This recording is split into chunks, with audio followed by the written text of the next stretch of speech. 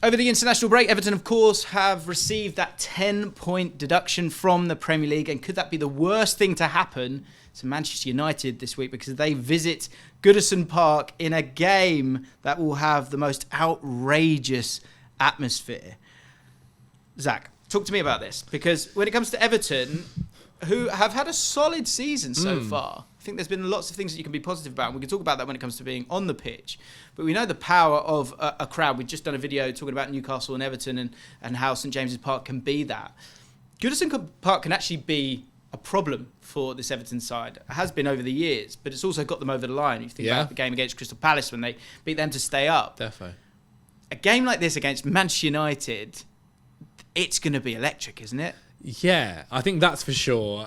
All the kind of talk behind the scenes at the moment seems like they're going to be up for it, the fans. I think also Sean Dyche will love that. I think he's the kind of manager that wants to get his players to play off of the fan base and off of the stadium, and kind of there's that classic football saying of the 12th man. But that it really is something, especially with how Goodison Park is. It's very cramped.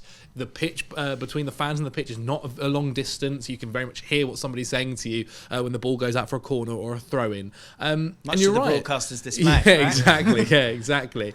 And I think we've seen over the years, United haven't necessarily had the easiest of times there. In the last couple of games, I think United have won 2, they've drawn 1, and they've lost 1 as well. But no more than 2 goals has been scored by Manchester United in their wins there. And United don't really go in, even though statistically they're going into it as the most informed team in the Premier League. It doesn't really feel that way, does it? And so I think a lot of things could kind of go Everton's way in this. As you said, they're going in with good form. Their play style as well, of how they're playing with the ball at the moment, kind of suits against playing against Manchester United, physically dominant, trying to kind of cause a lot of issues around that box and sometimes being very unpredictable with the way it's going to land and have a go at those United defenders. If Dominic Calvert-Lewin's fit, he's going to be more than happy to be taking on that Manchester United defence.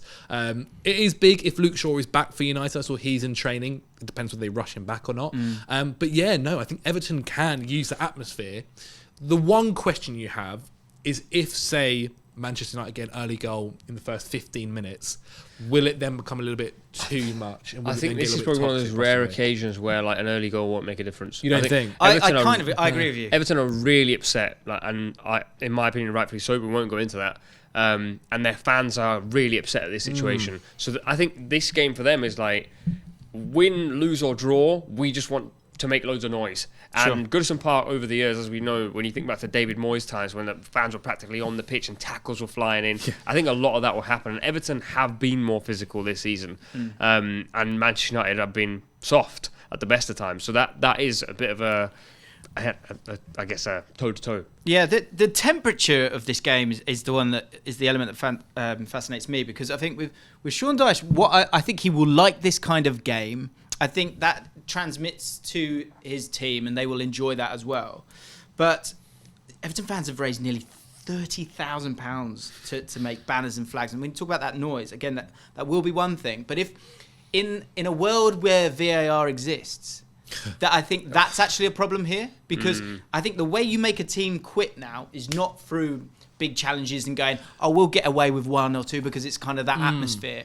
It will go to someone in Stockley Park and they will go, well, I can't hear any of this. I can't feel this. You know, that is the difference. Often when you're watching a game on the telly, you have to understand that, when Newcastle playing PSG, it's the last time I'll talk about Newcastle, I promise. Sometimes you can't hear it or totally feel it, but you can guess that this is making a difference here, and I think it can do.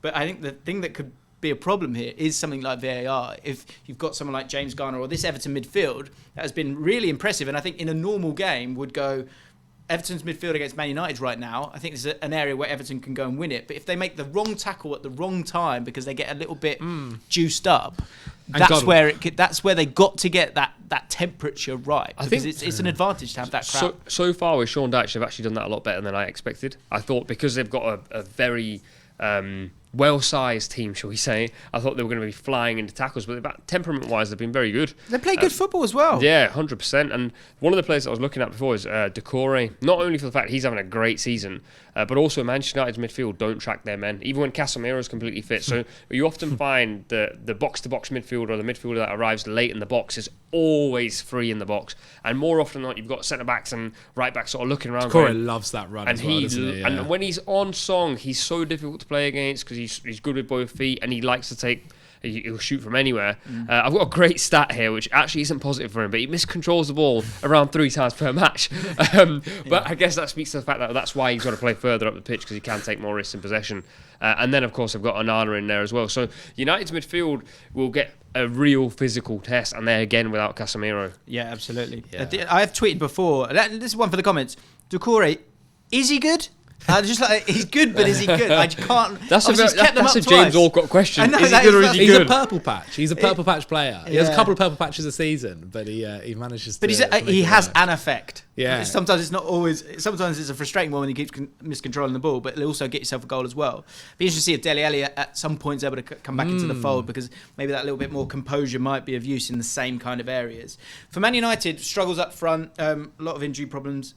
One big one being Hojlund. And if he's going to be available for this game, it looks like it's unlikely. If that is the case, how do you work this up front? Do you put Martial up front or do you put Rashford up front? What would you do, Zach? It's tough because when I look at Garnacho, I think he's a better impact player than a starter at the moment. He seems to have a lot more positive impact on the game when coming off of the bench. Do you think with Garnacho... Sorry to interrupt. Do you think with Garnacho there's a feeling that Man United fans are desperate for him to be good more than he is actually that good just yet? I think he's a really exciting player. Understandably He's so. had moments. He's had moments where he looks incredible, and especially last season when he was getting subbed on. But that's a better use of him, right? Yeah, no, definitely. I At that age. think we forget sometimes how old he is, and like I think you are right that United fans. I mean, I think they do that with every player. They want every single player to bang. When Mason Mount joined them, they were hoping he'd become the guy that unlocks their midfield and allows Bruno to keep on his high performances, keep going on his high performances.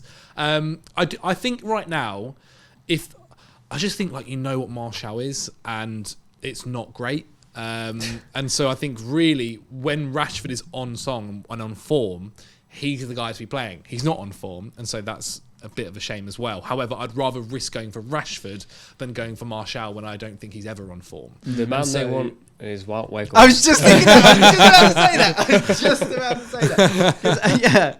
I think because I was just thinking there as you're talking about who's going to at least, Darwin Núñez it. Yeah. And they don't have that guy. That Hojlund's that guy. They had no money. They spent they put all their money onto Hojlund, right? They didn't go realistically. They should have got two back, like one young striker and someone for the now. Whenever there's injuries to Hojlund, whose injury record already at such a young age is not amazing. You just appreciate the guy you had before. Like Wout Weghorst would have been a decent number 2. What about Scott McTominay?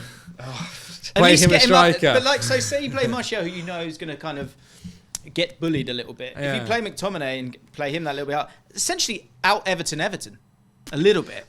He's your Decore. Don't disagree. I actually like the Sharks. When McTominay plays more advanced, I actually think he's better and he's more useful. Yeah. The problem United have is he loves McTominay in the pivot alongside whoever, which hasn't worked for as long as forever either. As you just said there, Rashford can't play through the middle at the moment. He's so out of form. And then you're left with probably Anthony starts on the right-hand side, Rashford starts on the left, maybe Rashford through the middle and Mount on the left-hand side. Mount has to play this game. Well, there's an argument that you've seen playing Mount as false 9. Play him out as false 9, let him he's a workhorse as well, can do incredible pressing for you. His defensive numbers have always been outrageous. You then have your Rashford on the left wing. If it's Anthony on the right, who's not necessarily much better either. But still, it allows you to then have that link from midfield into attack and also playing Rashford through on the breaks and on the counters and such. I just don't think you can play Martial. I think you've got a problem either way through the middle. Branthwaite's been fantastic this season. Yeah. Tarkowski's, I think, really underrated. I think either left winger, whoever you think is going to get the best of Ashley Young, plays. And if you don't think that's Rashford, then play Garnacho, fine, and play Rashford through the middle. But otherwise, that's such a route to hurting Everton in this one. Let's do predictions. What a game! Can't wait to watch this one. it stinks of an upset, does it not? I think this feels like an Everton win. I for think me. an Everton win. Yeah, I think it'll Everton be. I think it could be. I'm thinking 2-1, 3-1. Honestly, I'm feeling Everton this year. when you said Especially upset, on the basis of everything we said, I thought you meant United. It said upset. It says United winning. I just think United always seem to find solutions, and They do. their away form, they've beaten Sheffield United, Fulham, Burnley, all in games they didn't deserve to win, and they've just squeezed over the line. True. I think they'll squeeze over the line again and probably win this 2-1. Okay. I'm going to go for United. You are right that United do just find a way when they are playing badly, but I will go with a 2-1 Everton win. I do think so. I think Everton, as you said, with the atmosphere that we spoke about, it's almost guaranteed.